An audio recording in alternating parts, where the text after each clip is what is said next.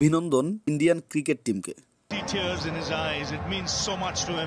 আজকে ম্যাচটি নিয়ে অনিশ্চয়তা থাকলেও অবশেষে ম্যাচটি মাঠে গড়ায় বিরাট কোহলি, যার নাম ভক্তরা কিং কোহলি নামে আখ্যায়িত করেছেন, যার প্রতিদান পুরো টুর্নামেন্টে না দিতে পারলেও ফাইনালে ঠিকই দিয়েছেন। যেখানে দলের বেশিরভাগ প্লেয়ারই ব্যর্থ, সেখানে কোহলি দলের হয়ে ৭৬ রান করেন। অবশেষে আফ্রিকাকে ১৭৬ রানের টার্গেট ছুড়ে দেয় ভারত। আফ্রিকা প্রথম থেকেই স্বভাবসুলভ ব্যাটিং করে এগিয়ে নিয়ে যাচ্ছিল। ৮.৪ ওভারে ক্রিস্টান স্টাবস আউট হলে ক্রিজে আসেন ক্লাসেন মাঠে এসেই তিনি খেলেন ২৭ বলে ৫২ রানের এক বিধ্বংসী ইনিংস। তখন মনে হচ্ছিল ম্যাচটি সহজেই জিতে যাবে আফ্রিকা, কিন্তু ক্লাসেন আউট হওয়ার পর সব স্বপ্নের অবসান ঘটল। এক দুঃস্বপ্নের সাক্ষী হলো আফ্রিকা, যার নায়ক ছিল মিলার ও কেশব মহারাজ। একটা সুন্দর ম্যাচ কিভাবে হারতে হয় তা তারা বিশ্বকে দেখালো বিশ্বমঞ্চে। অবশেষে রোহিত শর্মার হাতে উঠল কাঙ্ক্ষিত ট্রফি এবং বিরাট কোহলিও শেষটা রাঙাতে পারলেন স্বপ্নের কাপ দিয়ে।